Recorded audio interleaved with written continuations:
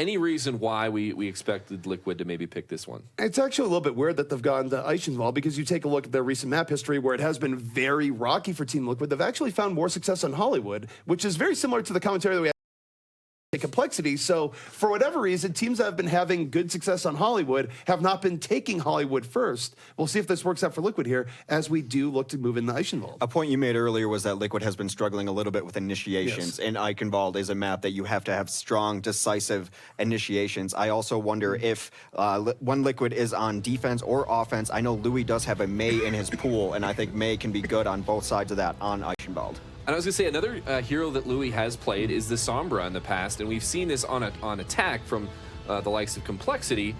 We'll see if maybe they bring that one out here. It definitely would be something we haven't seen from Liquid as much anyway. At least I can't remember. Well, here we are into the map. We're just going to take a look at the beautiful scenery, and I think we're going to see a little picture of the king himself towards the end of it. But let's go ahead and leave it to you, casters, to call the action here in game number 1. Oh, thank you, Gil. We are here starting on Eichenwald once more. This is Team Liquid's choice. Team Liquid feels they'll have the best chance of getting in on Hammers to start things off on Eichenwald here, Hex. And what can we expect as we move in early here, taking a look at this Hammers defense? Well, it's going to be interesting what Hammers ends up running. I think, as we mentioned in the pregame, there are a lot of questions on both sides with roster changes, and more importantly for Hammers especially, the meta change, as the patch has kind of knocked D.Va a little bit out of it. So whatever Train runs is going to be interesting. Let's also look at Jake, too. He's been the one to flex both onto a flexing tank and a Roadhog a lot of the times, but he will also pick up the mantle of DPS as well. So it's interesting. I know that the ones that we are definitely going to see that will probably stick onto this will be Vol. He plays almost nothing but Zarya, and Rob420, as we mentioned, is that excellent Ana player. So right now, just kind of, it's the Eichenwald thing where you pick someone and you jump off a cliff, and I guess teams are still doing that. It's clearly, wait, they're actually going to play this hero, but they're jumping off the cliff. No one is actually buying it, but whatever you have to do in the beginning of a game to keep yourself entertained, I suppose.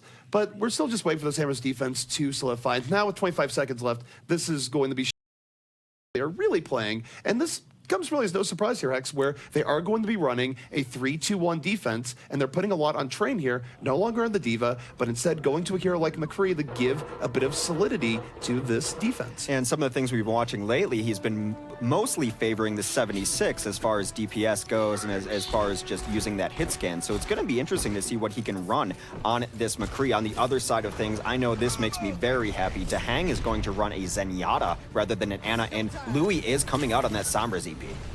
So Sombra offense, very straightforward. Louis going to be moving in, looking to build Sombra's ultimate as soon as possible, and then using that ult, which gets up before most other ults in the game. There'll be a brief window where Team Liquid can come in and really bring it to Hammers, but Hex, they're actually going in pretty aggressively here. They're not waiting for that EMP. No, and they've got that inside pack now hacked as well, so really nice positioning from the Sombra. We've seen Sombra gameplay as recently as last evening, as Rascal opened up a lot of avenues for that Sombra play, very aggressive as he's coming over top. They were already decent positioning on the point here, ZP.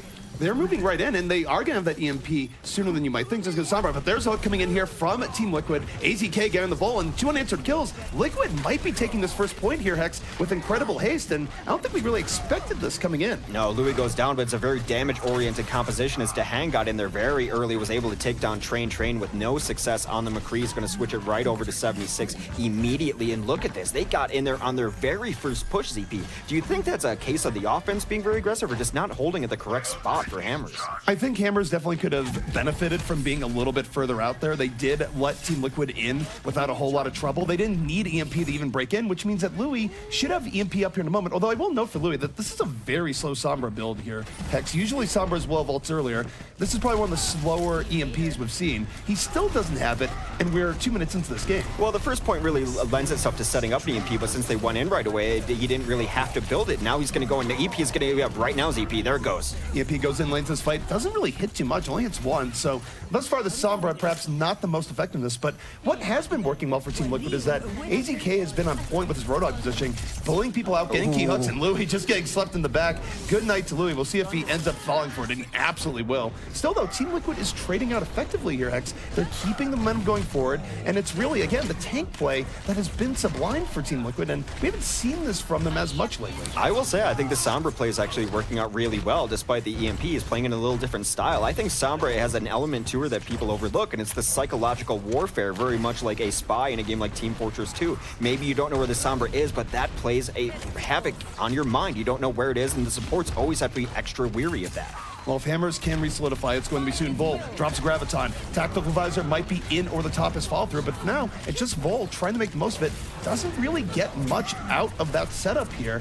And Team Liquid again coming back over. Now, you take a look at Jake. He finally does get on the Rafa on the back line. 2 kills here from Hammers as maybe now Hex will get the stability they've been looking for. This has been rough so far. Yeah, Super said, Vol, you're taking way too long. I will just charge him into the wall for you. No problem. I got your back. The defense has finally stabilized here. Train is going to be on that 76, as we mentioned before. He'll rotate up to high ground. He will have Tac Visor up and ready. Louis, with a little bit of trouble, needs to get out of there on the Sombra at 90%, trying to make a Mission Impossible-esque escape, but ends up falling to his death. He ran out of terrain there, Hex. He was literally him in a cliff. But look at Liquid going to this next fight. They're going to have just about everything up. Mezar not even waiting, drops the hammer, finds a Bast early on, and Liquid, despite being down players, they seize the opportunity off of that initiation from Mezar. They get 3 kills, and they still have a lot of ultimates up, Hex, for the next fight. As you mentioned, the tanks are really running wild. A lot of the attention has been on Louis, and I think that's one of the benefits of the Sombra, just splitting attention. You see so many times, Louis in the back line, they get a sleep dart, but meanwhile on the kill feed, it's ID cleaning up. It seems like ID's having one of his better games on Zarya. Well, there's a Graviton's got pulling at least 2, and Liquid right there at the fall through. Mezar got in deep, so did AZK. 3 kills here from Team Liquid,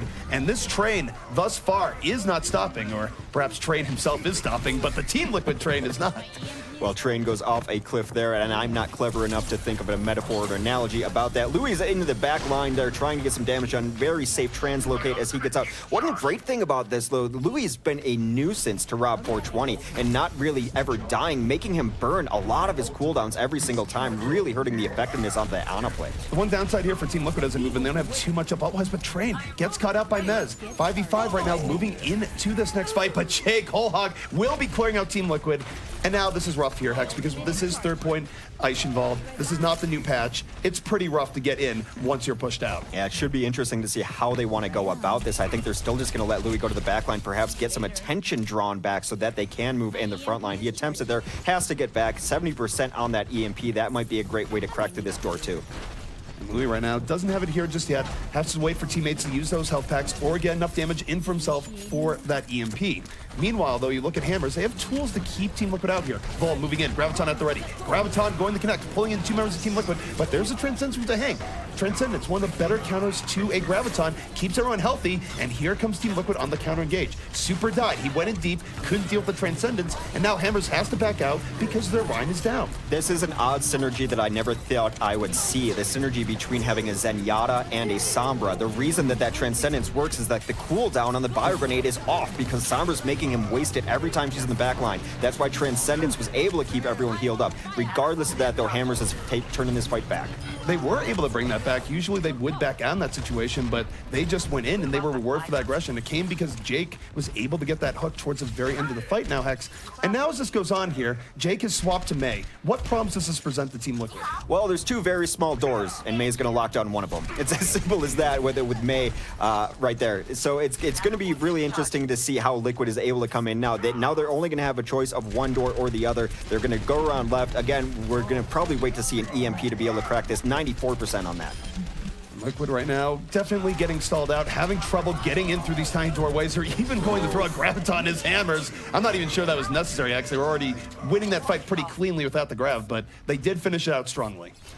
Well, really nice for them, too, the economy-wise. They didn't have to burn a whole lot. Vol and Rob, the only ones had to use their ults, so Jake is going to work his way up to the Blizzard. Everyone else, a couple more tank ults up, but Louis does have that EMP, as we talked about. Ults are useless if you can't use them. Well, one thing that Louis might be able to do here is stealth in and then EMP Jake before he can get a wall off. That would prevent the wall initiation, but it split off is going to happen again here. And actually, it's Louis who was split, was able to get away. Yeah. And now we'll see if he can just drop the EMP in the back, because this is an opportunity for Liquid. The wall is down. ID is pierced through. Graviton moving in, just going to get his counterpart Zarya, and Zarya v Zarya battle in the Vortex. And meanwhile, Hammers just counter engages on the rest of Liquid as they run in.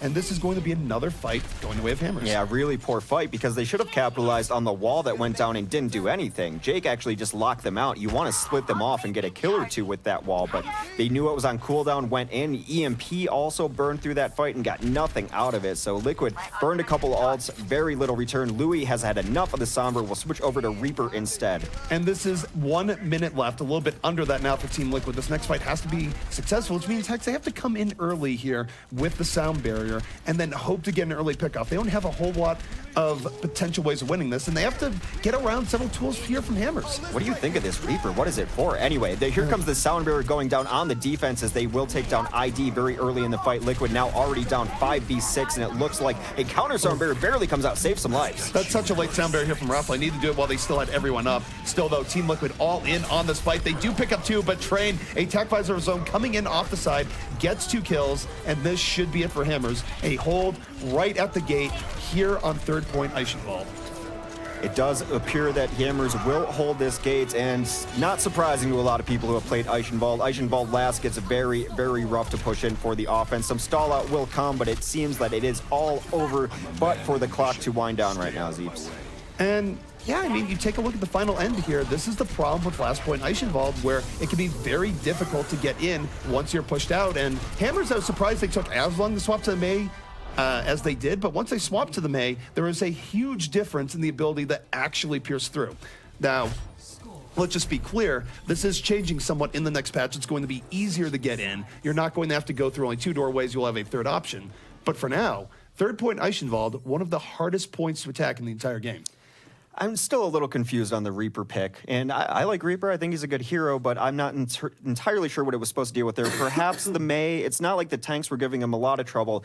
I just want to think that maybe Louis can only play Talon heroes.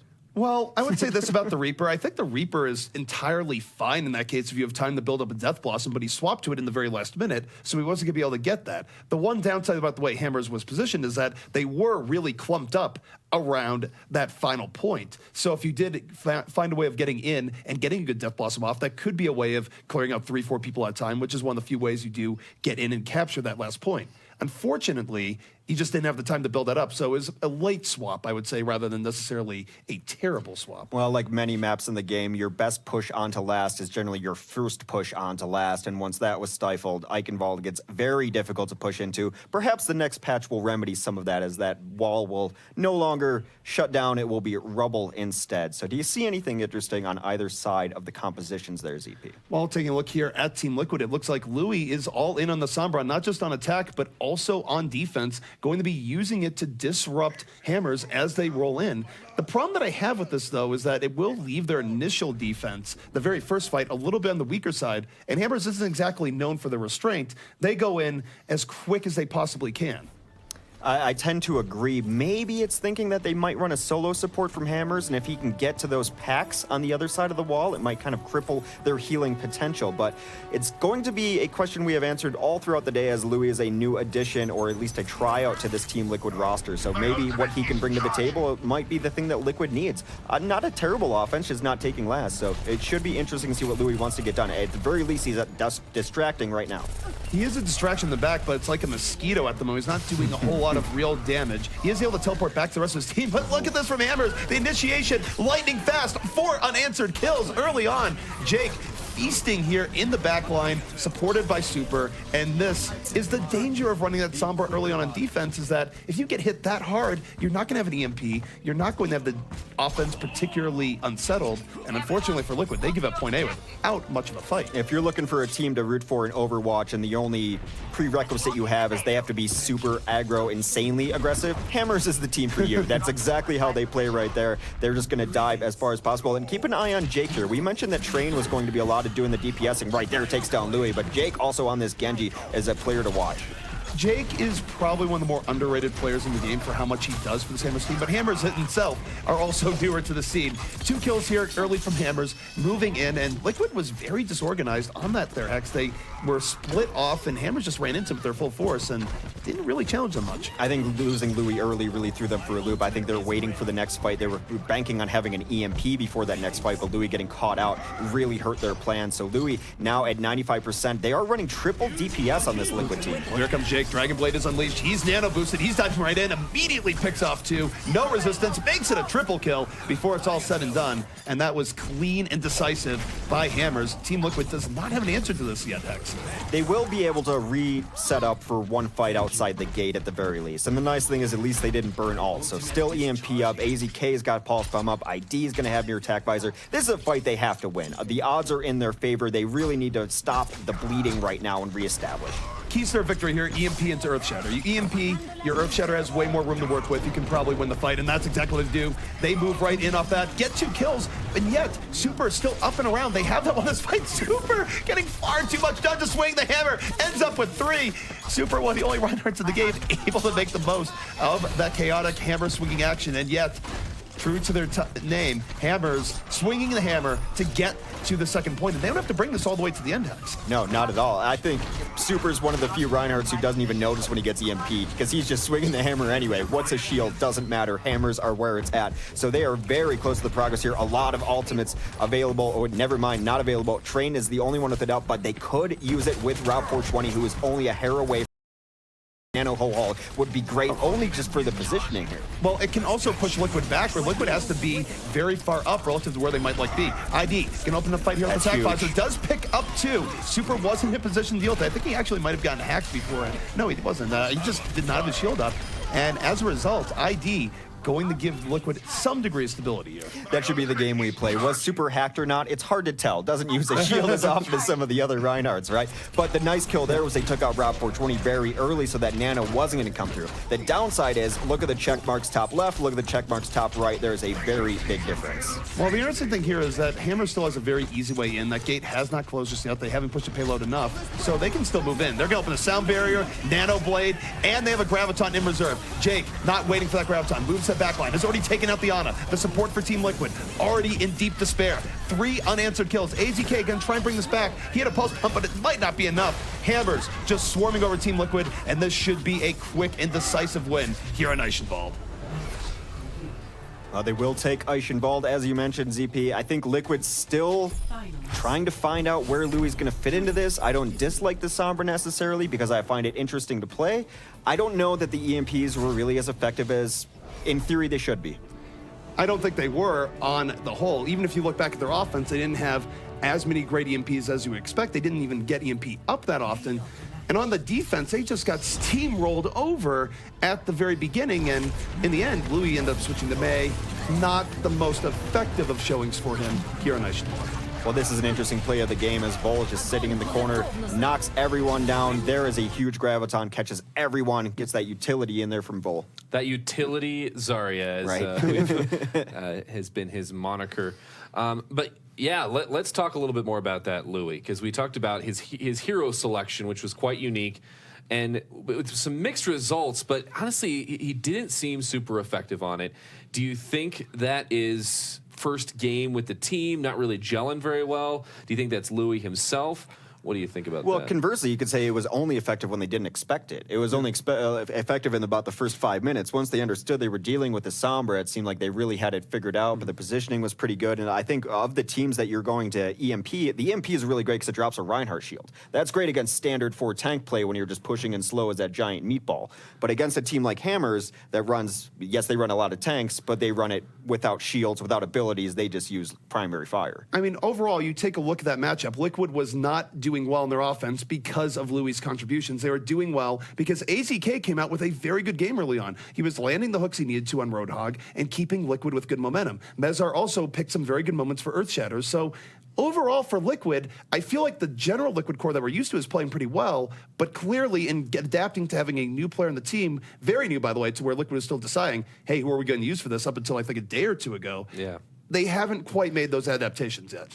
And I'd like to highlight that Messer versus Super matchup as well a little bit, because we talked about that being the players to watch, the Ryan versus Ryan battle. We've got a little bit of data. We've still got several games left, but what are your early reactions to Reinhardt versus Reinhardt? I still think it's It's very difficult to just go purely on Reinhardt versus Reinhardt, right? It's a simplistic point of view because it's everything, the support behind him. And it does just seem like, as you mentioned, and we've made this comparison before, Hammers reminds me of NIP of North America, and he was playing with so much more confidence. He doesn't have to worry about dying. He knows where his supports are going to be, knows where everyone's going to be. He's got Ana in his back pocket. Mez seems like he's just doesn't know if his team's going to be there to help him. There's clearly some ambiguity in how Team Liquid is setting things up, but also Super, again, we sort of mentioned in cast, we've seen it many a time. I'm not quite sure how Super manages to get as many kills as he does, in the sense that he's doing what most Reinhardts do.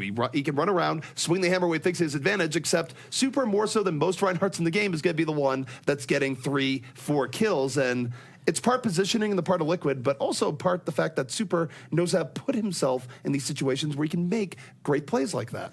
That said, so Super died once early in a weird play, actually. Like got caught between the early arch there, and then of course we a couple of great hooks from AZK. This was how Team Liquid was able to get in onto first, and actually during first and even through second, they had some glimmers of light, and I want to know, how much of that do you think is off of the calling? We talked about Rafa moving to that support role.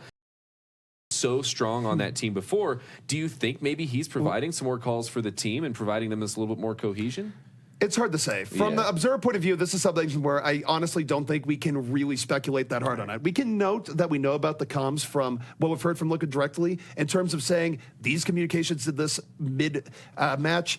We just don't know from an analysis point of view. What we can say, though, is that we did see a good degree of decisiveness coming out from Team Liquid early on that Eichenwald attack, and they was clearly pre-planned, and they knew just how aggressive they wanted to be, which we haven't always seen from Team Liquid recently. So regardless, they definitely fixed some of their shortcomings, but clearly not all of them, given the results of the game. I would say also early on, once they started rolling, I think those are the calls that were made the best of, we have a target back here, let's focus on that. But then once it was stopped, it's again that reinitiating factor. How do we start a fight now? We have our set plan to begin, and once we're rolling, we know how to pick out targets who are still straggling behind, but now we're stopped on a place that maybe we haven't practiced set plays. We're on this bridge. How do we do that? How do we do this? So I think reinitiating, again, not necessarily even on the mechanical aspect, but just reinitiating the fight and the set plays they want has been an issue. It seemed like a huge struggle on third.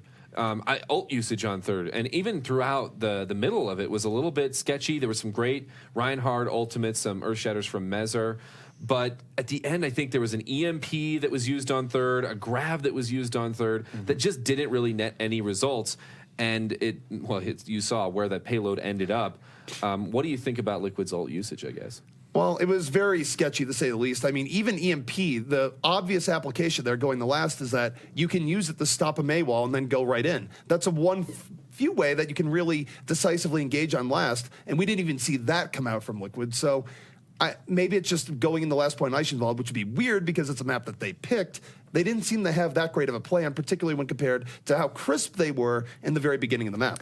Even in theory, I don't think EMP is great to push that last point right there, because where we've seen EMP be very successful is Hollywood first and Kings Row first. And what happens there is you EMP everyone, and then it turns into a fight that your team is just better off. When you EMP there, you're still having to go through the choke. And going through a choke against Hammers means you have to go face first into Super's hammer. And so even getting the abilities down doesn't necessarily help you, because you still have to go through. By the time you've picked out your targets who are in the back lines, by the time you've gotten through that choke, abilities are back up. Yeah, no, and the only other thing I had on my list here, turning back really to focus on Hammers, is Jake. Playing that Genji at the end there. Because one question that we'd had, and we even mentioned it wasn't really a big question. We had pretty good confidence that they were going to come in strong with their DPS. And they have. It seemed to adapted to the meta very well. And Jake was a huge part of that on Genji, I think. Well, there's no doubt about it. When you look at Hammer's recent success, where they have been, for the most part, undefeated. They did have a little bit of trouble in the Enter the Arena tournament over the last weekend, but they've been on an incredible tear. You don't go on that sort of winning streak unless you have most of your players operating on a high level. And while it's easy to sit here and focus on Super because he is flashy, he's swinging the hammer at people and all the rest, Jake usually does have very consistent production, whether he's on the Roadhog, getting 2 pickoffs that lets you win the fight, or if he's on something like a Genji, which he's playing more now with the current meta, and it was solid production. You did mention briefly, before we get into the next map, they did lose one match recently, and it was to Selfless. Yeah. So I have to imagine they got out-aggroed somehow. Yeah, and I think that is always the smart way to do it. Based on how Selfless has been playing, they were probably just surprised even by that aggression. The only team I've seen more aggressive than Hammers lately has been Selfless. Well, if Hammers is at the full part of the aggro meter, Selfless breaks the meter, which... well, and honestly, even watching some of Hammers' victories, the moments that they were losing, their opponents were trying to bring that aggression as well. Well, we are going to be going into the next map, and it has been selected. Of course, loser selects maps. So Temple of Anubis has been selected by Team Liquid. So we're going to be going on to that right now. Any thoughts coming into Temple of Anubis? Well, it's the first time we've seen Temples thus far in the OCS, so I'm glad to see Temple move in. We saw 2 Hanamura games yesterday. Now we'll get to see what both these teams have to show us here on Anubis, and it should be good. If Louis wants to keep running Sombra, you can definitely run Sombra on first point for sure, maybe second point, and again, we'll probably see some more Mei, because I think Mei on last point, even first point here, is very good. Well, and Farah is the other hero that we didn't see at all last game. We saw a lot yesterday. There is some verticality to this map. Team Liquid and Hammers, we haven't seen a lot of Farahs from either of them. No, not necessarily. I'm not even really certain who would run it, but we're in map here. What do you see on either side there, ZP? Well, we are taking a look at the defense from Team Liquid, and they are still committing to this Sombra power defense. I will say that for Team Liquid, the one player that did used to run Farah a whole lot is ID. It's a little surprising that they haven't experimented with that a little bit more given Farah's recent success, but this is defense they're going with here. And I'll note, it is a Reinhardt-less defense. It's going to rely on Mez being highly aggressive and disrupting the rhythm of Hammers. Of course, we've seen defenses with Winston here before. Miro comes to mind as the all-star of the Winston Anubis defense, so we'll see what he can get done. But very early on, AZK takes out his opposing number as Super was on the Tracer. And Super being on the Tracer, this is interesting because we usually do see him on Reinhardt, but we have seen teams, particularly in Apex, go for very aggressive setups here on Point A Anubis. Teams do not mess around. They don't take it slow. They want to get into the back line as quick as possible. And with Rob 420 going down early for this fight, this is going to at least let Team Liquid perhaps push out Hammers on this first push. Well, it's super aggressive. This is a 4 DPS setup coming in through here as Jake is on that Farah. As you mentioned, Rob is on the Mercy to try to keep him alive, which means that Avast probably responsible keeping everyone else alive. Defense holding very well on the high ground here as Louis is just kind of looking around for targets. So far, though, it has been no success for Hammers as they attempt to push in. How long do you think they stick with this, EP? It depends. If they get stopped for another 2-3 pushes, I think they will change up to perhaps something more traditional. I think Team Liquid's defense is throwing them a little bit for the loop because Hammers doesn't have an easy target to go in and dive on. Liquid is very spread out here. But look at this. Jake coming in over the top, gets slept by the Hank and immediately dispatched. A very good sleep. But look at Train. Train is on the Widowmaker right now, opening things up. Already took out 76 and Rafa. There's no pressure on him as he's in and about. So this can be difficult here given the run back, Hex. Yeah, they did get a couple, but I think they should be okay. Louis just going to get a little bit of pressure there. I think they will be fighting 6v6 as it goes on. So Train in that classic Widowmaker conundrum of, I got 2 kill guys, but they happened at the wrong time, a little too late into that fight as he remains on this Widowmaker. Well, Louis can open things up here with the EMP again, just trying to keep Hammers off guard and off beat. Jake but again, Team Liquid is holding relatively firm here. They have a 1-man advantage in Train, though he's dominating sightlines with the Widowmaker. Isn't landing kills needed that really put Team Liquid back. Well, Louis takes down Jake there, so that is going to be high ground taken away. ID is going to pop this ult just to make sure he gets 1 kill, takes down a Vast there as well. So right now, Train still staying on this Widow right now, and I'm a little bit worried about my boy Rob because he's played a great Ana. So far, his Mercy's been picked off rather easily. And part of this just might be because of all the threats you have on the Team Liquid defense in terms of just being able to dive in on him. It's a dangerous world for a Mercy right now, Hex. And part of this now, Hammers is just relying a lot on Train. However, Louis has gone down early. They have a 65 opportunity. If Train could just pick off 1 here, Hex, that would be enough. But he is under pressure by Mezar. Mezar is able to take him down as a result. Jake, Justice reigns from inside the building. Not your typical place, but Hammers at least trading out to the degree that they might be able to take this point. Team Liquid, though, Mezar's still around, so is Primal Rage, and he can delay for his respawn to get back in here, Hex. And this fight would be over had Rob not gone down yet again because he had Resurrection available. I think they were kind of banking on it, but he went down to ID, who again has shown up pretty well today on that Soldier 76, so it's going to be very likely a reset. Train still on this Widow, making an impact, but not a huge impact. What do you think, ZP? You're a resident Widow here. It hasn't been effective. He probably should have swapped a little bit earlier, but now with under a minute left, he's committed. He has to stay on here and hope that he gets what he hasn't been getting for most of the game, so there is a lot of pressure on him right now to at least get one pickup. Jake's been consistently getting in, but Super opening the door, got him to hang very early. The healing for Liquid, now almost non-existent. Jake piling on. 3 kills here from the side of Hammers, Hex, and that will finally let them crack the code here on this first point, in all likelihood, despite Mezar's attempt to stall. Yeah, Mez is going to pop that Primal Rage to try to stall it out just in case. I think he'll probably be getting off of the Winston anyway. Maybe not, it's possible, but that is a full, clean kill. And here's the big thing. Rob didn't have to use Resurrection. Resurrection into last points on Assault maps is absolutely wonderful to have because you can get in there, get as many kills as you need, and then be full force yet again. And now we'll see if Hammers can get a little bit of momentum here. I'll note, by the way, that Train has had enough with Widow. He has gotten off the Widowmaker, now on the Reaper, Hex. And what do you think of that swap? I think Reaper can be really good here when Mez has been one of the bigger problems for you. He's going to stay on that Winston, too. I think Widow would have been fine as well. But there comes the EMP. EMP comes in here from Team Liquid and just to disrupt the momentum that Hammers might have had there. Rob 420 goes down very early yet again. He's been holding on to this Resurrection here, Hex, but Liquid has been doing an excellent job of getting on him early in these fights, which means that he hasn't been doing much healing, and he certainly has been doing much resurrecting.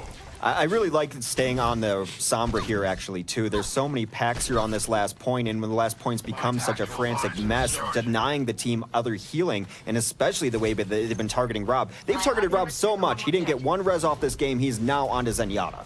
I think it's telling that he had the Resurrection in reserve and says, this ultimate isn't worth it because I'm not going to be able to get it off effectively. Now, taking a look at this next fight, Roll does have a Dragon Blade, but there's not much to support it, so if Hammers uses this, it's very likely to be a waste, and Hex, they're not even going to get the chance. AZK got into the backline, Pulse Bomb on the Zen, and this has basically spelled the death for this push. It's going to be all cleaned up as Louis continues to play this Sombra. There is no healing once Rob is down for this team. Rob Navas trying to heal up the squad, but to no avail. Train still working his way up through a Death Blossom. Jake's going to have a barrage as well. Louis continues to be a nuisance, just playing very, very safe. He's going to have an EMP by the time the next push happens, ZP. Even though I wasn't a big fan of defensive Sombra on Eichenwald, I think there's a lot more room for it here on Anubis just because of how decisively you have to take the point. Now, that said, Louis was way too far out, and he's given a golden opportunity to the Hammers. Jake moving in over the top, not able to rain down justice, instead runs into an angry soldier in ID. ID moving forward with the tech visor, has 2, and he doesn't really need to get any more here, X, because Hammers, they are in full retreat.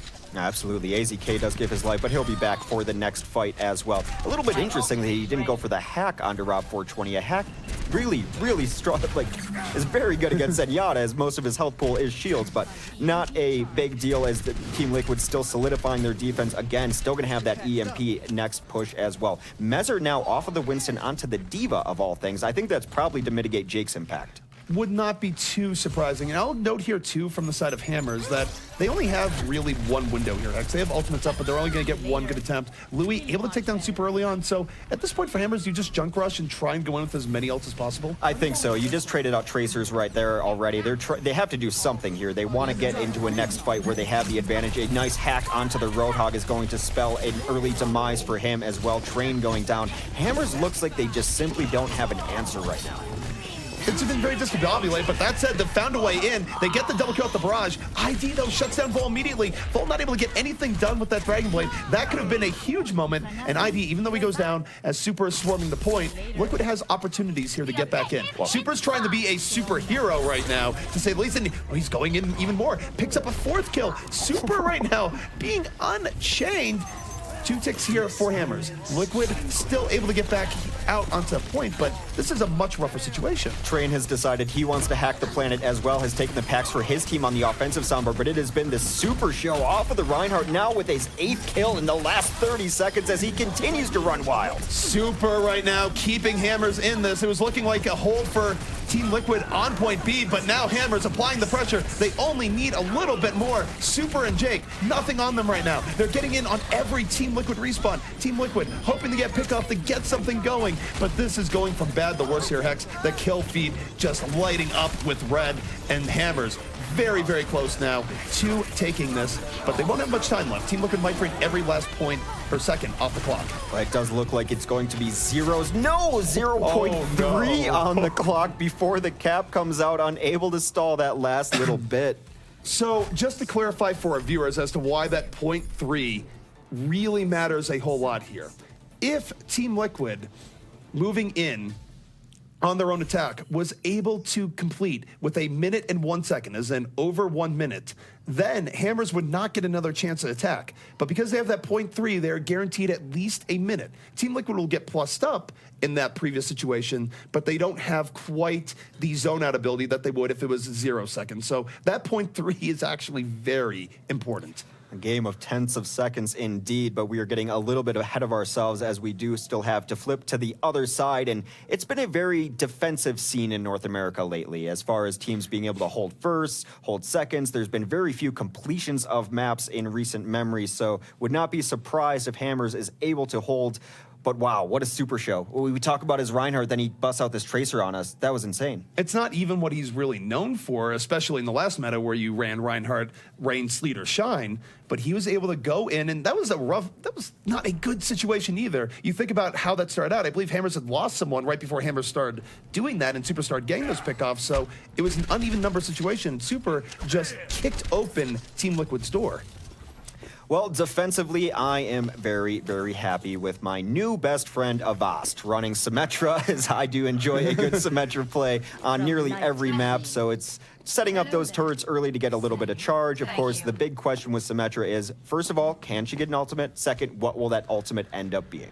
And remember, with Symmetra, it's always a little bit of a gamble where your early defense will be a bit weaker, but it's so your later defense will be that much stronger. So for Team Liquid, this is a bit of a timer. Their best chance of cracking through point A quickly will be on this first attempt before Avast can get access to those ultimate abilities. While running this solo heals then, but we mentioned Rob is more than capable of that as well. So Jake on this Widow, and we're going to have a Widow v Widow battle. I haven't seen ID on Widow in quite a while. Widow v Widow, this is going to be interesting, especially for ID. I mean, he has none to play in the past, but he strikes first blood, takes down Jake in that Widow v Widow battle. And that's an interesting thing about Widow v Widow. High risk, high reward for your team. If you win it, huge advantage. If you lose it, you're down a player.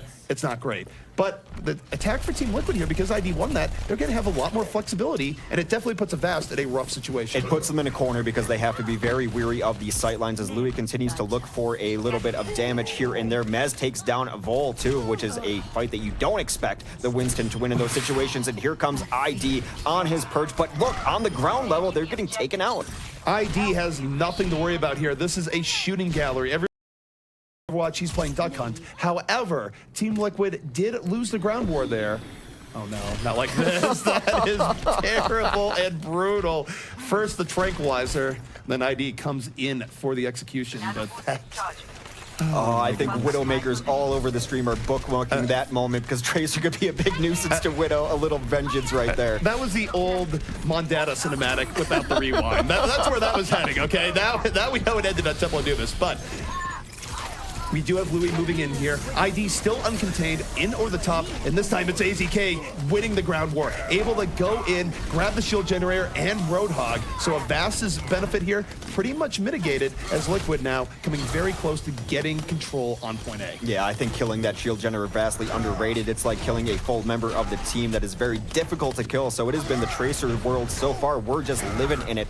Though the fight continues here, Pack is hacked. They will try to get some pressure on it. Nearly 2 ticks, but not quite. Liquid, though, turning the kill feed in their favor. I do believe they should be able to get this one CP. They just did too much damage on the last attack. Hammers was trying to get back in on this point, but the Symmetra benefit was gone. Shield generator no longer a thing. And this is all over in terms of Team Liquid taking this first point.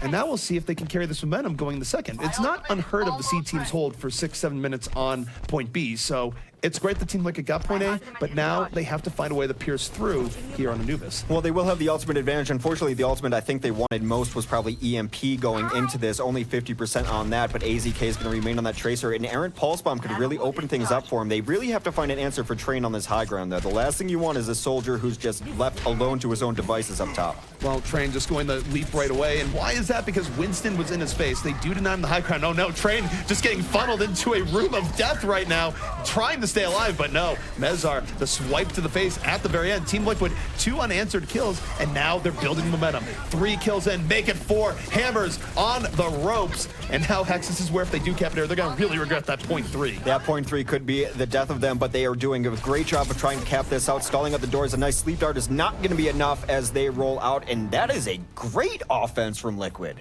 That was phenomenal, and conversely, Hammers looked out of sorts after they lost point A. They never really got into a standard defensive formation there. They were still feeding kills as Liquid came in, and just look at what happened with Train. Train was on top in a good position, then suddenly gets chased away by the Winston. Instead of going to a place with the rest of his team, he goes into the right side and runs into a Liquid wrecking squad. So his escape route there was somewhat questionable. We did mention on the way in that Mez is an old school Reinhardt, but his Winston play has really been an eye-opener today. He's really been good on chasing the kills, and his disruptive force has let Louis clean up. It's let AZK and ID clean up as well. ID is playing one of the best games I've seen him play in the last 2 months.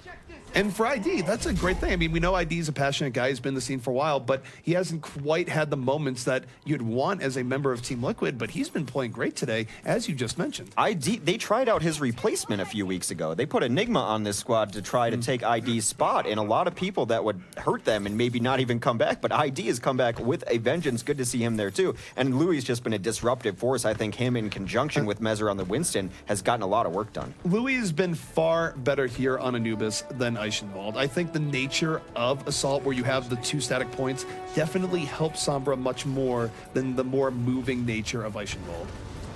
Well, just waiting for it to start as she waits to hack that very large pack and work up to it. Train again on the Widow, but no Widow on the counter side of things, so Train should have his free reign of things. It's going to be up to Mez to disrupt it, but Louis already hacking the packs. Liquid with a very interesting defense here. They set up on the defense up here on the first side too, but they seem to know it. Rob goes down again early. Mercy has not been his thing.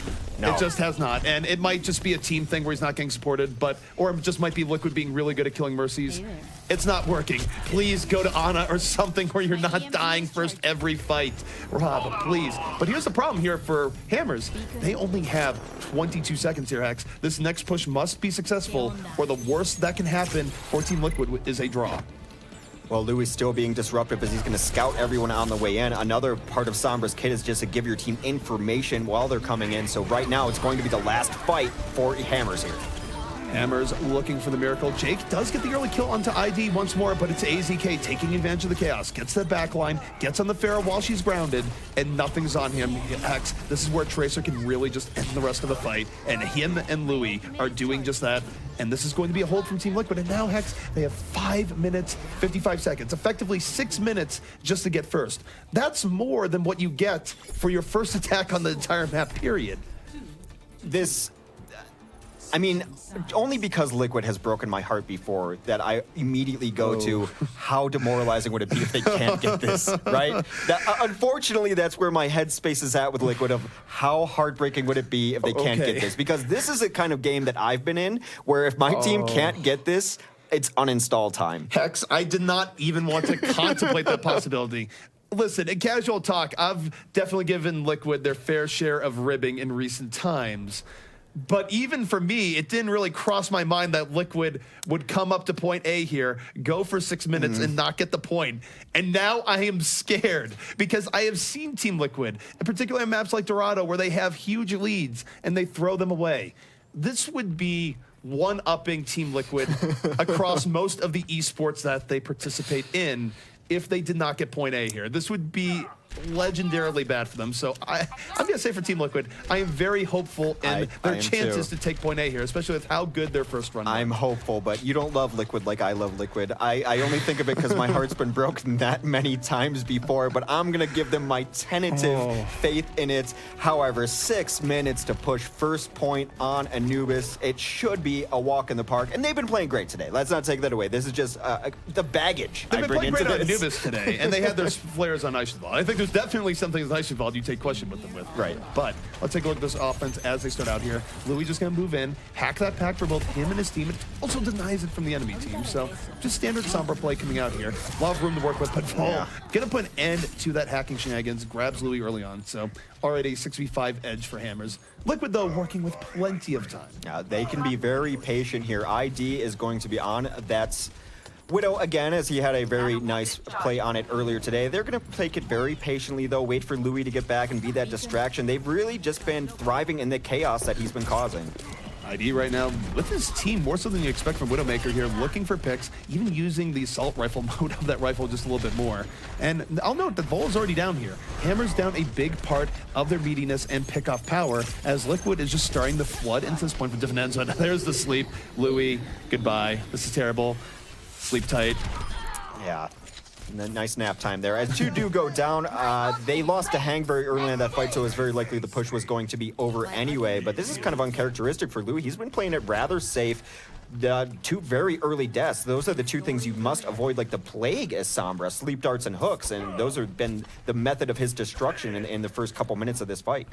Well, Hammer's going to this next fight. They do have that self-destruct up. They do have the nano boost. So Jake, I'd expect him to be a little bit aggressive here and just throw it out earlier into the fight. If he gets even one, it's pretty good for the odds of holding on over the push. Meanwhile, though, for Liquid, they're pretty close to some big moments of themselves. Most notably, EMP should be up here. And if Louis just hits a good one, the rest of Liquid should be able to capitalize as they move in for this fight. Yeah, going as a team for the first time, really, as they rotate up top. It seems to be this high ground is where teams want to fight now. EP should be incoming. There it is, EP. The EMP moves in. Louis looking for the fall through. Vol having to run away. Cannot take a breather. Mezar gets on his opposite number in super. So 6v5 here for Liquid. This is a great opportunity for them to take this point. AZK getting onto his mirror, and Liquid a full and decisive team fight. And Hex, I think this is going to be Liquid's map. I can't imagine them not capping this after a team fight like that. I mean, I can't tell if I was out of breath because we're in Denver, because I was so worried that Liquid was not going to be able to cap that. But I can breathe easy now as they do end up taking Temple of Anubis. I will admit, there was a part there where we're getting the 4 minutes, and I was thinking, they still have a lot of time. But they also haven't looked that great early on. Liquid, you can't possibly do this. And thankfully for Team Liquid fans everywhere, Team Liquid was able to move in and secure Temple Anubis, evening up the series 1-1. It looked good on Anubis, and I think maybe it's because Sombra is so good there, but this is the guy I've been so impressed with, ID on Widowmaker with play of the game. This is good to see. You don't see as many Widow plays of the game recently, although I think you're going to see more of them as time goes on, because if you take a look at Widow in competitive play recently, whether it be Apex, recent tournaments that we've been a part of, we are seeing teams finally more willing to bring in Widow. Now, it does help, of course, that you're seeing less triple tank setups, quad tanks, and all the rest, so you have squishier targets to go in on, but solid game plan by Liquid. Did we have a play of the game from Widow yesterday, or just a replay? Because I know we have already seen plays from Widow. Is I guess the point I'm trying to make now. And I wanted to talk about ID, which you'd mentioned. But before I do that, I need to talk to you about something there, Hex. There's just some negativity I feel like I'm sensing in your life. You got to believe. Okay, I've been hurt before. Yeah, I've been hurt by Liquid before. Do some post-game counseling here after the cast. I'm just going to say that Team Liquid fans have a lot in common with Atlanta fans, and that's really where it is as far as esports goes. Oh, you had to bring that up. Too soon. Well, let's talk about ID. And in fact, let's talk about Team Liquid's DPS lineup in general. Before this event, what you were used to seeing is the 3-tank, AZK, probably on Soldier, and then the 2 healers. Now we've really opened things up. ID with an outstanding performance. You've got Louis, who really started to become unlocked on that Sombra, and AZK actually having more of an impact on that Tracer.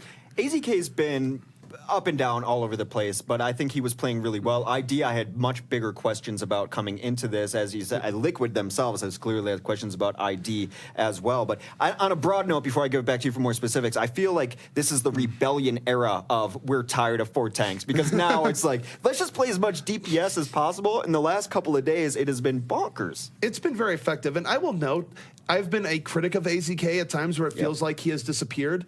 When Team Liquid was doing well at points in the past, they did well in part because AZK had a big part of it.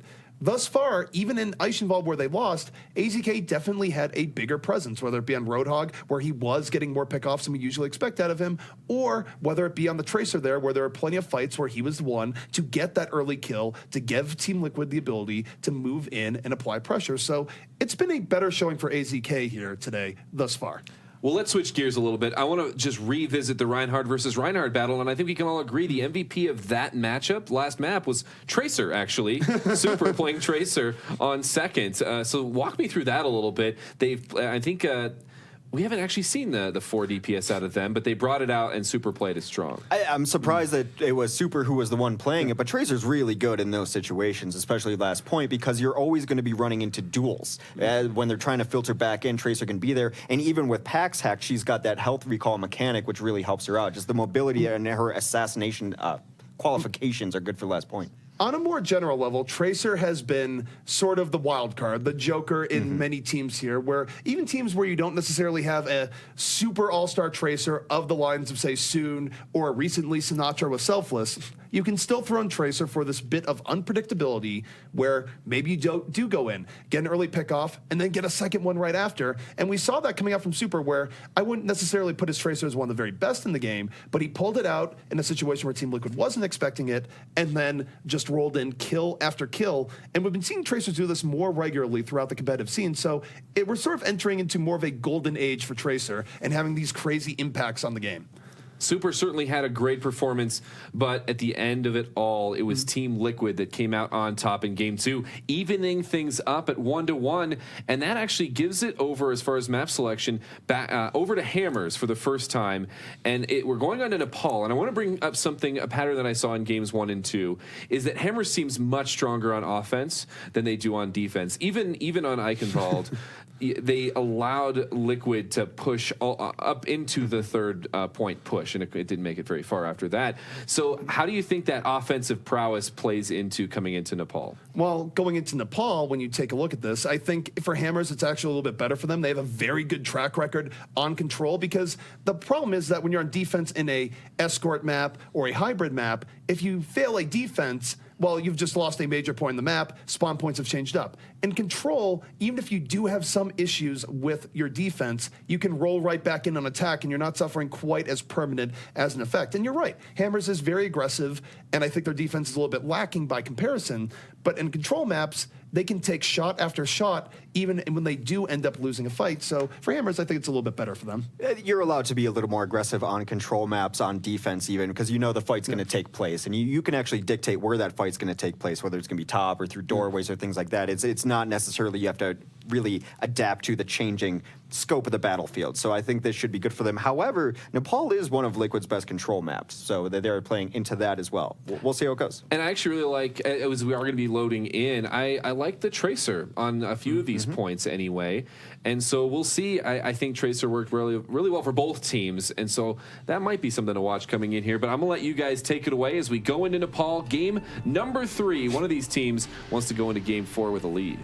And interesting that we do go to Nepal here, that Hammers is sending to Nepal. We touched on a little bit in the pregame here, Hex, but Liquid, if they're comfortable on any control point map, it's the snowy mountains of Nepal. Nepal and specifically Village, but it does look like we will be loading into Sanctum first, which is probably Liquid's least good stage on Nepal overall. So I'm excited to see if we'll see Sombra, because it seems like Sombra on control, both of these teams have been running her lately. I haven't seen a lot of Sombra on control, but what Sombra does on control is really shuts down Tracers. If you bleed Tracer against a Sombra on control, you switch off it, because there's no packs for you. You can't free roam as much as you'd like. Super was showing Sombra for just a moment, but it's looking like he's going to be going to his Tracer. Now, this is very interesting for Sanctum as far as tank play goes, because it is one of the better maps where you can run a Reinhardt because of the the very tiny choke points which you have to go through. Reinhardt's shield covers all of that, and as I say that, of course, Super does swap to the Reinhardt, so teams just waiting till the last moment. That makes a little bit more sense given the geography here on Sanctum. Well, tragically, no Junkrat, but Louis is on the Sombra. However, Tahang going down very early, and ID following makes it a 6v4, make that a 6v3 for Hammers early on in this fight. They won the stairs fight. Every fight on Sanctum takes place on the stairs early on. Louis goes down, so that is a very easy first take for Hammers. Jake got in very quickly on the Tahang, and after that, Team Liquid didn't really have a whole lot of options for taking that fight. Now, of course, we do have Louis on the Sombra once more, and this is interesting. It feels like he's just Sombra no matter what. Team Liquid, they charge right back in. They don't even care, but they're getting flanked by Hammers on all sides. Super swing the hammer. This is what he does. Gets in the middle of 3 people, but perhaps bit off more than they get chew as he does fall to AZK. Liquid able to turn this around, and there's the EMP. This is going to let them charge in even heavier, Hex, as Mezar showing Super, this is how you swing a hammer. Gets 2, and now Team Liquid might retake this here. Yeah, Mezar's going Rhine as he has so many times before. Rob's going to try to come in just to trade out his life for percentage points, but he should not be long for it as ID will eventually clean him up. You saw the power of EMP right there. Jake going down early also really hurt their kill potential on the side of Hammers, but alt phase will be incoming next, ZP, as we transition for the next fight. And here's the dangerous part here for Team Liquid is that Jake is going to be the noisy distraction here, most likely a Nanoblade, but Super is going to be right behind him looking to drop an Earth Shatter right away. This is the 2-pronged attack that's going to be coming in. But look at this. Here comes Dragon Blade from Jake, moving in early on here, slicing and dicing, finds Mezar early on. 2 kills to 1 in favor of Hammers here. Nothing too flashy here, Hex, but it's enough for them to take this point relatively decisively.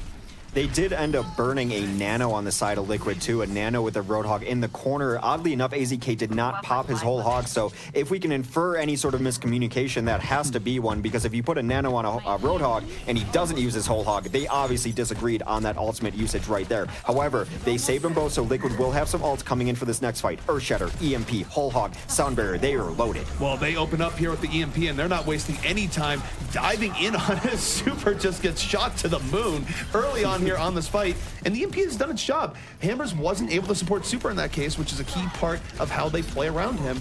Can't use abilities, can't support him well. Liquid taking the fight just as decisively as Hammers took the fight previous. Another late stall out from Jake. We'll get them some percentage points. 73 to 34% is the recap of this point right now. ID's going to have grab, which is great for this point. Grab also don't have to worry about those divas eating them up anymore, as the next fight will posture up around the corners. Liquid holding a little further back, but I think they're trying to bait to get a giant grab, ZP.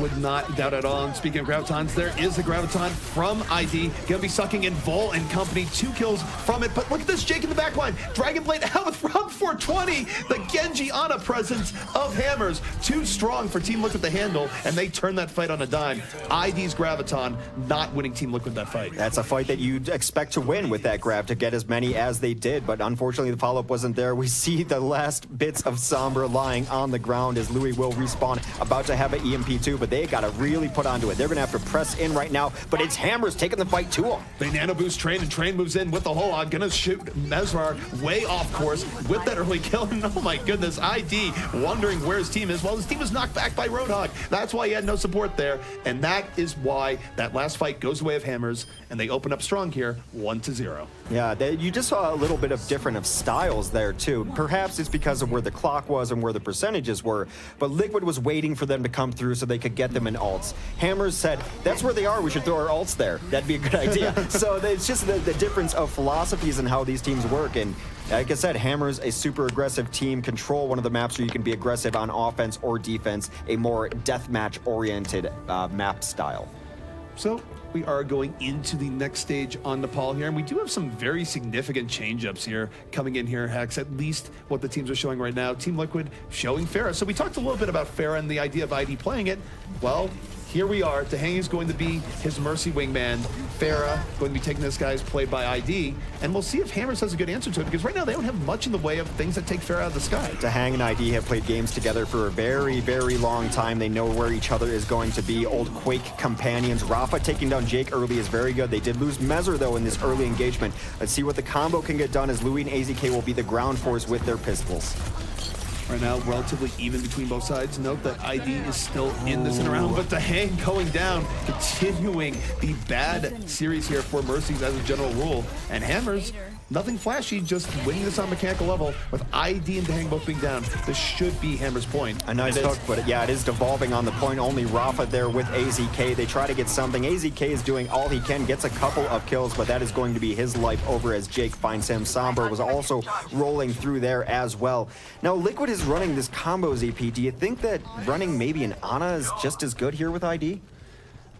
In the way that ID is positioned, probably not, because he's using verticality on this point in particular to his advantage. It would be very hard for Ana to really stick with him and keep line of sight in the way that a Mercy can.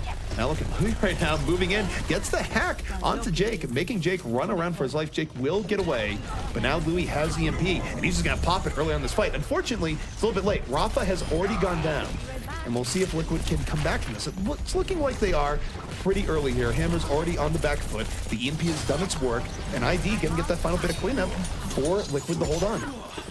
Yeah, it is going to be a combination of Louis and AZK just putting bullet after bullet into targets. That is a lot of rapid fire damage going in there. They will flip it back around to the first take of this point. Liquid isn't really in a great position here. They took them a while to cap that point, even though they're on the winning side of things. And Hammers is coming back with a whole lot of ultimate power in this particular case. And oh no, this keeps happening to Louis. He is a sleep dart magnet.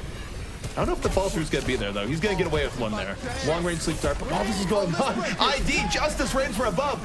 In over the top is on Hammers as they try to move in, but still even. It's 4v4 between both sides. Jake not able to pile on as Mezar taking matters into his own hands, creating distractions here in primal range checks, and this should let Liquid hold as Ana might be going for the ride. Goodbye, explore those mountains. That is a picture-perfect play from Winston right there. And as I say, Mez has just been playing such a great Winston, not only the Primal Rages, but just the absolute damage he's been doing. Doing a lot of the base damage and letting Louis and AZK clean up, doing what they do best on those heroes. So we are about to even up on this control point. Also about even on both sides, but I really want to keep eyes on this EMP. He looks like he's got a target for it. There it is.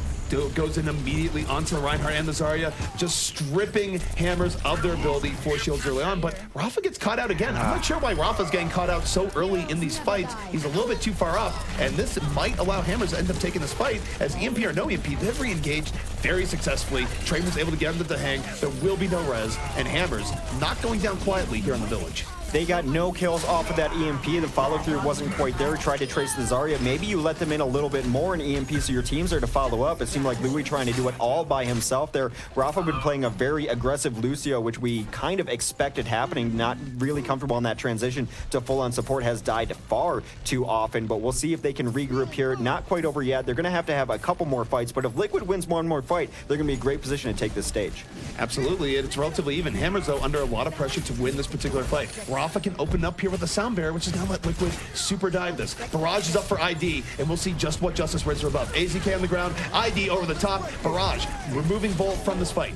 5v5, AZK still with tools, drops the bomb, does not connect, still darting around. It's 5v5, now 4v4. Late Dragon Blade out from Jake. Gonna try and push us back in Hammer's favor. Super and Jake just controlling the middle with that Hammer Sword combination. And now Hammers at 96% should be taking this point. It does appear that they are in position to take this stage. Louis is going to try to wait for last second, maybe jump on. No, he does not. As much as I love Fair Mercy, and I love the combo, I don't love it on this stage. I just don't think it is that great on this stage. We've seen Mangachu run it to some great effect, but I think in a team like Hammers, who's going to mostly focus on the point and be around there, it's very hard to get that vertical from the top-down damage really effective. I think the problem in that particular stage is that it's good and bad. Farrah has a lot of cover to avoid poke that would go onto her that could potentially take her out of the skies, but unfortunately the people that she's attacking have a lot of cover to not really feel pressure from the skies. So right. I don't think it's necessarily the greatest for Farrah, given the fact that the things that she likes exploiting on that map, her opponents like exploiting just a little bit more. Very fair point there. This is a point you can run fair on, but they were going to opt to run it yet again to hang an ID on that combo. I worry about Mercies and to hang. They've been plucked out of the sky at will, so Jake and Train will probably be trying to get on that again, but it is a much greater map as far as range goes, maybe able to stay out of that hook range a little more effectively. Well, Louis Nolan and Sombra as mentioned on the Genji, but finds a hook immediately taken down. Train not entertaining Louis' Genji dreams right now, and as a result, Hammer should be able to take this first point pretty quickly here on the Shrine. Well, the 3 tanks, and then we do have that double dive comp from Liquid, as you mentioned. Louis is going to be on the Genji for the first time today, as they do lose that first point rather decisively. So not much going well for Liquid there. Early on, I guess AZK got plenty of damage, and that will be the end of the combo here, as they've simply not gotten no value out of it. To hang back onto Ana. ID will switch over to Zarya. Louis now finding a different home onto Roadhog as well. And this is where Louis, I think when he's on Sombra, clearly not very decisive in terms of what he wants to be playing right now. Liquid, not a whole lot outs going in. They're going to rely on AZK to try and get something on the back line, but look at this. Hammer's highly aggressive. Jake picks up 4 slices through the backs of Team Liquid with ease. That is one high-quality sword, and Rafa, goodbye, Rafa. That made me really sad watching that. I don't know why, but just watching him run for his life to jump off the cliff made me very sad. Regardless, that is a sad time for Liquid. At 50% for Hammers. If they take the stage, they will take the map and be 1 map away from taking our first set of the evening. They have to find an answer for Jake CP. Jake has been scarily consistent in getting better as this round has been going on, and he's been opening up more opportunities for the rest of his team. Even early on in this fight, to hang a little bit too far out, gets taken down immediately. Jake diving in on a Roadhog. You don't usually see this, but he just wants to build Dragon Blade. He has the support from his team, and he has been the one to deal with here from Team Liquid that they haven't dealt with. 76% here, Hex. Hammer's 1 team fight away. It has been completely one-sided. Team Liquid maybe with 1-2 kills this stage. Mez has played a great Winston. He's off it onto the Reinhardt. I think a lot of people think that you must play Reinhardt on this point. It's a little more open, but I'd like to see him go back to Winston just to do something to even dissuade Jake, but no answer so far. Well, Jake dives inside Graviton, gets the rest of his ultimate charge, unleashes the blade, gonna pick up 2 before it's all said and done, make that 3 with the aid of his team. And a unceremonious end here to Team Liquid on the Paul. Wow. Hammer is going to be going up 2-1 in the series. Unceremonious is a generous way to describe that stage. 99%, 100% to 0. I think 2 total kills for Team Liquid on that stage. Death by Robot Ninja happens more often than you might think. That's one of my favorite movies from the 80s, Death by Robot Ninja. I mean, that sounds like it could be a title of a movie. I don't even know if that's a thing or not. We'll have to IMDb it, but yeah, there is that Robot Ninja right there. Big ball of meat, courtesy of Zarya, sliced, diced all the way through. That is all she wrote for Liquid on that map. Go forth into the world Twitch chat and try to find some kind of Robot Ninja movie from the 80s. I'd be happy for any Robot Ninja movie from the 80s, even if it's not that exact title. But pretty decisive victory. I think that going back to the beginning of that, if you can hearken back all the way to the beginning of just what it was, like 5 minutes ago. Yeah. Something we talked about happened. Liquid lost the first fight on stairs, and that just started everything off. Walk us through Liquid's history on Nepal. It's very, very simple to me. Mez goes in and doesn't get the support from his team, and it's been every time. It's been every time on Sanctum, because that's what happens on stairs. To a man.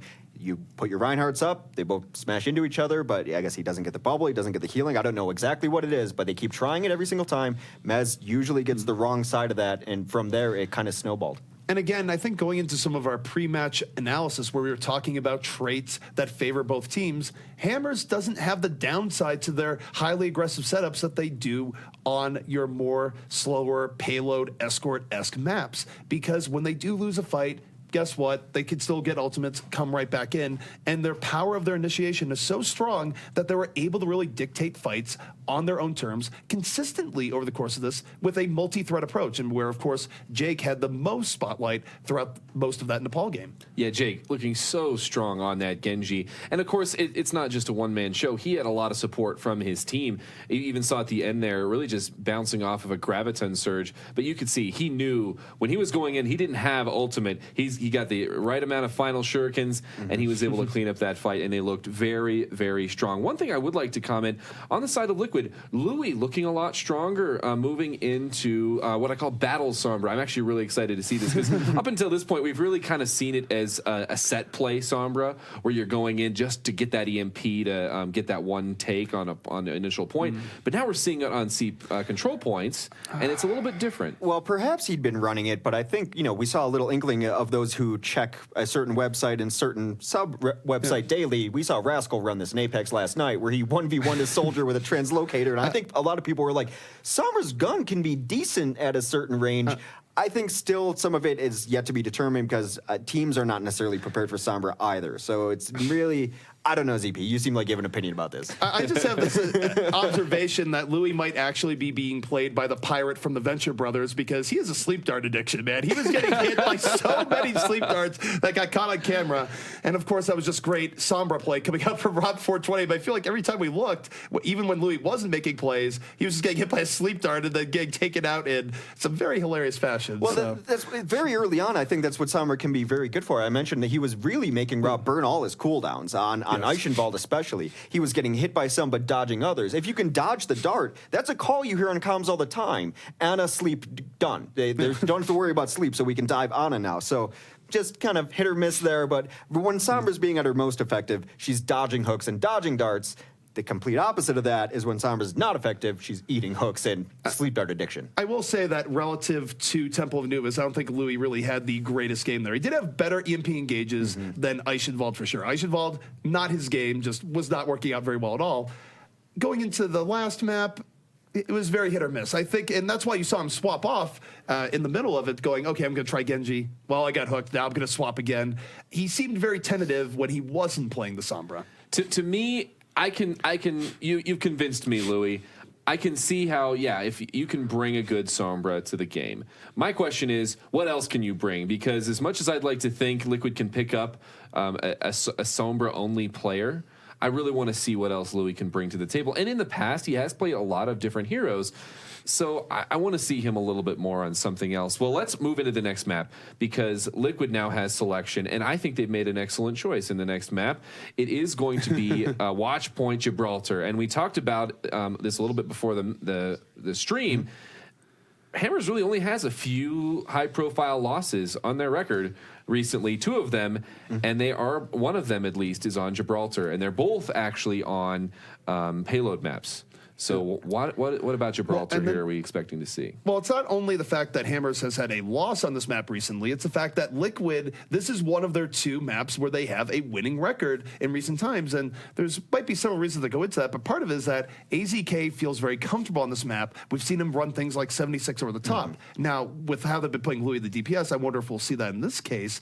But this is a map that Liquid is no stranger to, and given the choice between this and Dorado, where Liquid has had some of their just most horrible, terrible moments on stream, I think this was a very easy call for Team Liquid. Well, it's interesting you bring up Dorado because that is the other map, of course, that Hammers has lost. The only 2 maps they've lost in, I think, 17 or 18. I don't know the exact numbers, but it's staggering that those are the only 2 maps they've lost. When I think of this, though, when I think of Liquid being good on it, I do also, yes, AZK76 comes to mind, although ID's been running the 76. I also think of Rafa on D.Va, though. And D.Va on this map has always been good to, especially second phase, knock people off of the shuttle, first stage knocking them off top. So how are they going to supplement that control of high ground? I doubt they're going to run a D.Va again, but if they do, it'll be ID. I don't know. It's going to be interesting because I think their history being good on this map is a lot of it pre-patch. The key there is that it would not be Rafa playing the D.Va. He has made a role swap where you do not go, oh, we're just going to switch on who's playing Lucio. No. Rafa, for right now, you are not going to see him on the tank mantle that he is known to be playing. That's just something you can't flex to. So you're right. As far as that goes with Liquid and what we've seen in the past, we're not necessarily going to be seeing that from Rafa. I'm curious to see a Tracer. We've seen a lot of Tracer today. Not somebody you see a lot of time on Watchpoint Gibraltar. So this might be an opportunity, and that for Sombra, for that matter, are 2 heroes we've seen quite a bit today, to see how these teams adapt to that. I want to talk a little bit about McCree. We haven't seen much McCree. We saw Train play McCree early on. For one life. Well, like literally one life. No, I don't like that. I mean, do we maybe see somebody switch to a McCree or something we haven't seen yet? It's possible if they want to run double hit scan, because given how ID's been playing on 76, AZK for a 1 or 2 month span had a monstrous McCree. And I remember he would go off on Li Jiang in specific. It has been a while since we've seen AZK and McCree, but he is more than capable of running it. True, but the counter story to that is that there was also a moment where AZK, after having a monstrous McCree, had a non-existent McCree where he was just getting dove on and otherwise. Fair enough. So that might be a little bit more fresh in Liquid's memory when going, do we put AZK and McCree? To McCree as on a whole in Overwatch, you still have a divide where some teams, like Immortals, are super eager to play McCree, or even, say, Envy, where you have Taimu on him all the time. I think in the NA scene in particular, it's very, we either have a McCree player or we don't, and I'm not sure either of these two teams really likes running it right now. I think if we do see McCree, it's going to be on second stage, or if anything else. Shuttle phase is when he usually makes an appearance, taking high ground, doing high noons up there. Even third, because of the high ground bridges, will work out there. But I would actually bet that we'll see a Widow before we see McCree. I was actually what I was going to bring up next is actually Widow would be something we'd be more likely to see, especially on first. So let's talk a little bit about that, because we have seen some Widow today to mixed results. I mean, we definitely saw some good headshots, some good impact, but it wasn't make or break like it was yesterday on a few of the maps that we saw. But how can it be impactful on first? I will defer to ZP, who again is our resident Widow here. I've played enough with ZP to know he's a very good Widow, but I think the timing of the kills is always very important. That if you open up a fight with Widow kills, then it's much more impactful than we lost to guys, I got 2 kills. Why aren't you guys doing anything? I'm killing everyone. Well, part of it is that when you get a Widow kill early in the fight, that is a straight 6v5, and you can feel more empowered to go forward and look for even more pickoffs, because what are the odds that they send someone on you when they're down one? Conversely, if you get the Widow pick-off later in the fight, now you have a case where maybe you're just evening it up. Maybe you've changed a 5v4 against you into a 4v4, and now you still have to get another pick-off, and your ground forces are kind of not great because you're not there in the thick of things. So timing on that first Widow pick, incredibly important. It's not even that, too, but, well, it is that, never mind. But it is, it's not that. You're wrong. It's other things as well, because if you're facing someone who's a threat to Widow on the other side, say they have another Widow, if you can take out their Widow, then that's beautiful, too. It's how the composition has to operate then. Or if, say, they have a 76 or McCree, and that's your team's first kill, the Widow also can run wild as well. So it makes things a lot more important as far as when those kills happen and who they happen on. Yeah, and it's the kind of thing that a lot of teams, well, if they're just not happening, you might see a quick switch, which is also why a lot of teams have been leery to even start with that. You know, you really want to start with something, at least in history, that you can be confident on. But something that's made this event very exciting so far is we've seen some surprises. We've seen teams being a little bit more adventurous and playing around with the meta a little bit, and so only time will tell. By the way, we're waiting for some technical difficulties to be resolved.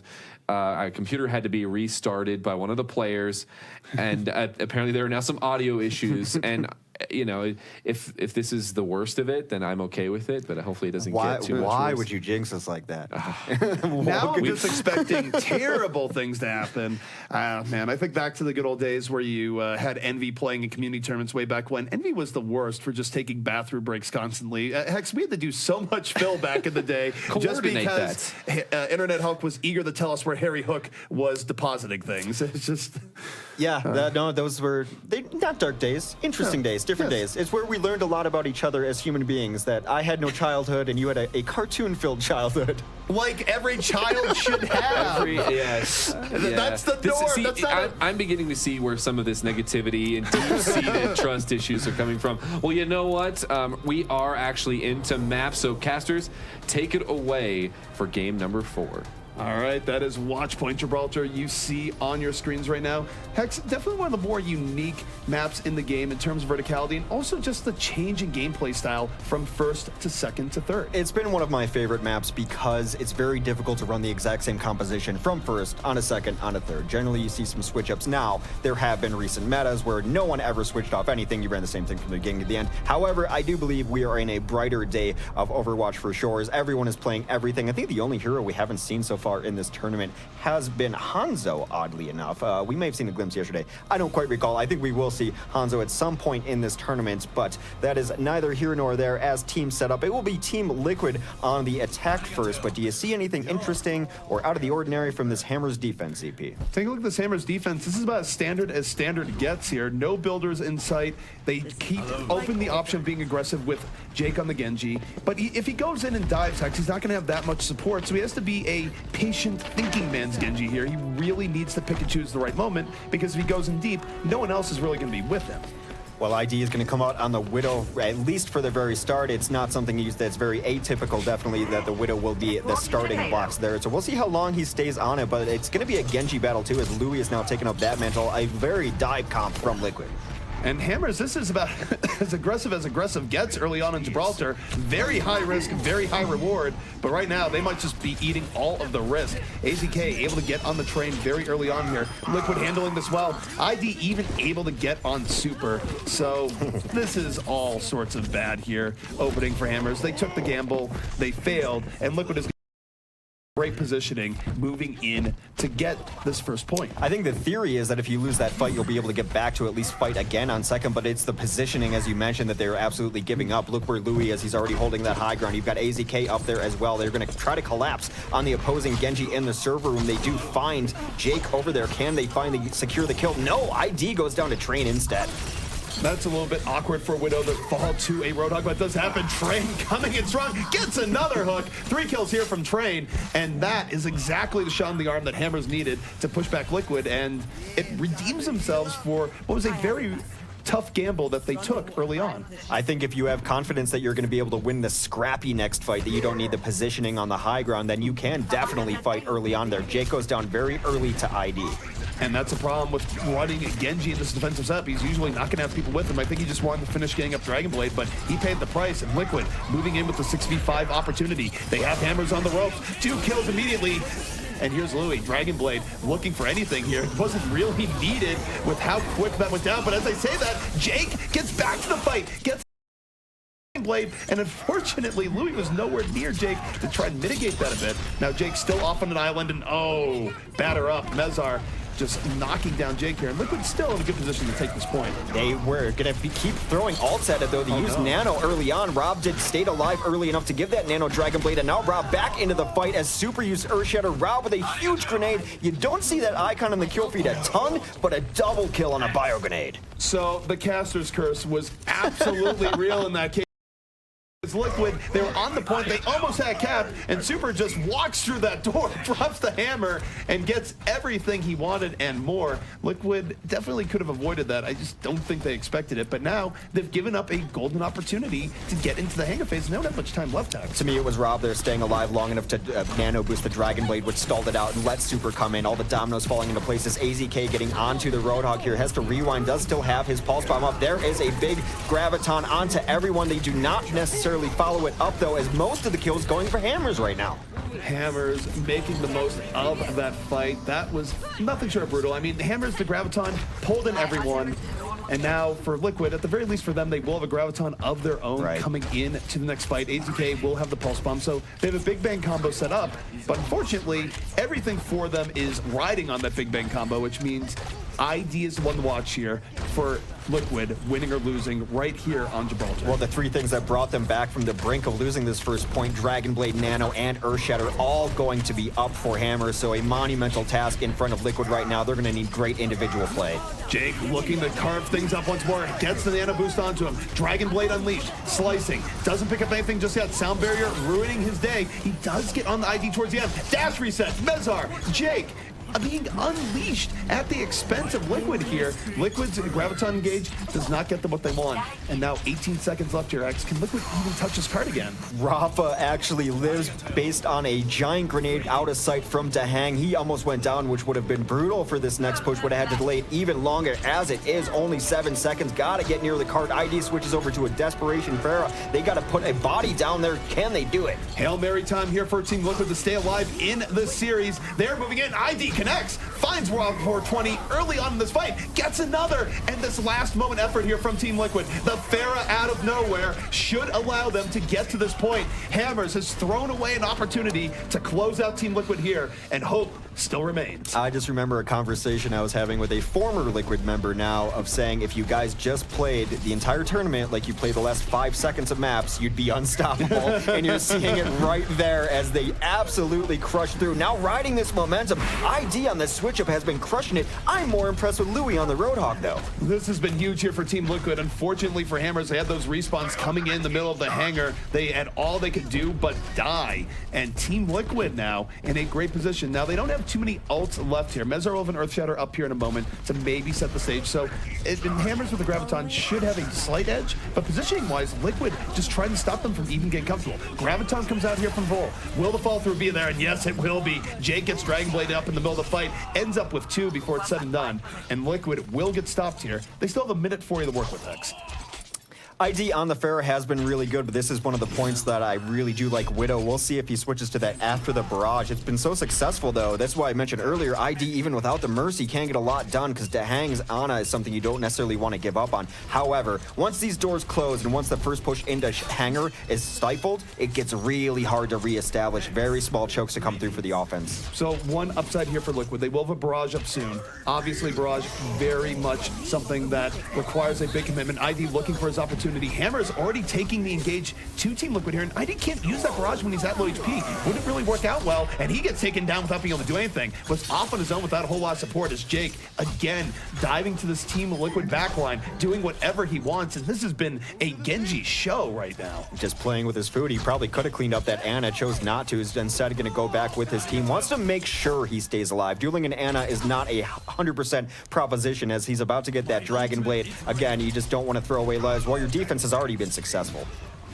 Team Liquid, everything coming down here to this final push. 34 seconds remaining, 4 ultimates up on the table, but Hammers, they have Jake with the Dragon Blade, and that has been all they've needed here to give Team Liquid fits. Jake looking for the dagger, diving to the backline, forces out the sound barrier, but can't get anything done.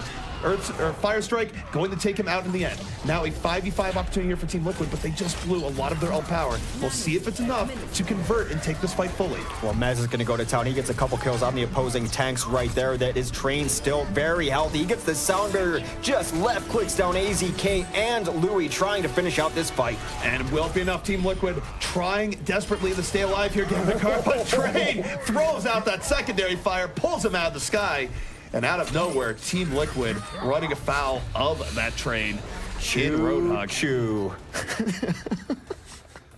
So, for Team Liquid, they did avoid some degree of disaster there. If they had gotten held at first, it probably would be over right here and now. They still have a chance of taking this back and forcing a mat number 5, but X, their best chances have to come here from not giving up that first point, period.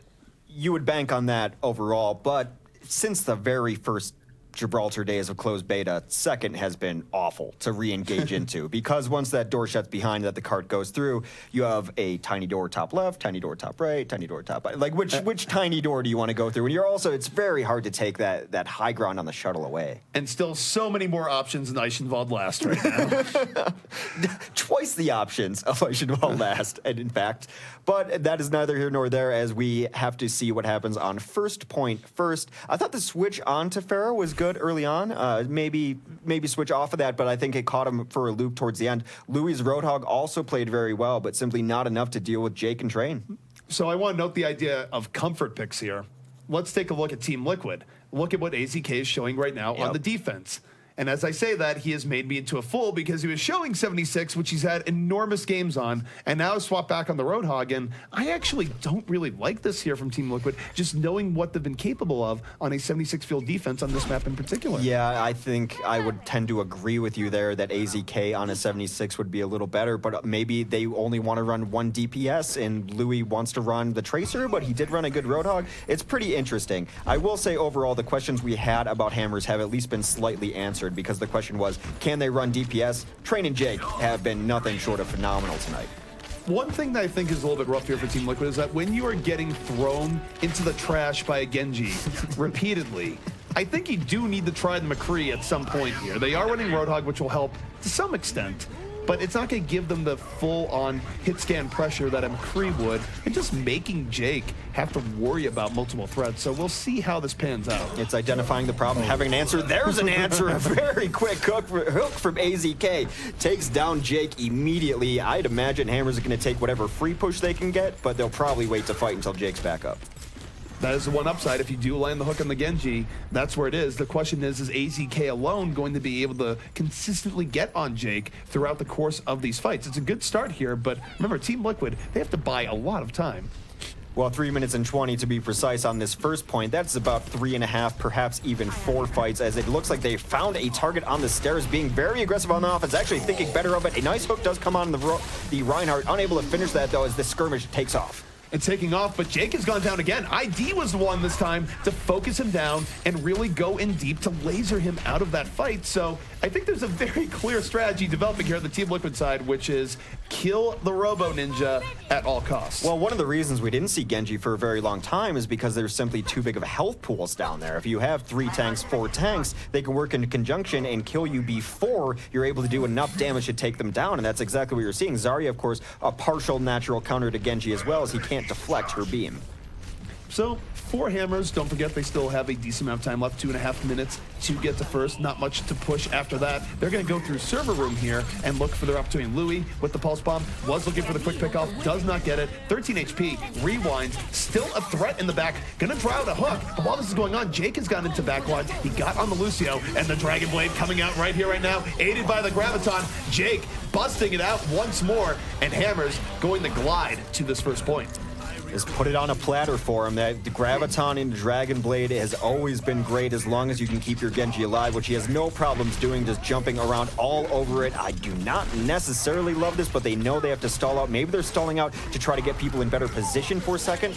Maybe they're trying to replicate what Hammers did the last point, but not necessarily having success. Points still contested. They have to be worried about losing this and then split spawning those EP. The split spawn that could happen here is very deadly. In fact, I think I'm not sure if Tahang hit the threshold or not, but they will look in to see who is stuck there, if anyone. It looks like most of Team Liquid did avoid that and did spawn back, but now they have to hurry, Hex, because look at where the payload has to get to. It's not the final point here in second. You'd almost prefer split spawns based on where this is, just so you could go out and contest it. They're having to deal with Jake, having to fight through him just to be able to get back towards the cart. 2x on the cart as it continues to move. They have to have some awareness. They have to get over there, but Jake being a huge nuisance. Jake is making sure that they don't get out unscathed as they dive on the cart. He's very close to another Dragon Blade here. AZK, though, pops a hole out, gets rid of Vol, but Train and Jake bringing it right back. 4v4 on the cart. Team Liquid fighting for their lives here in the series. The blade has come out once more. Ana is already gone. Hammers on their way to victory here, Hex.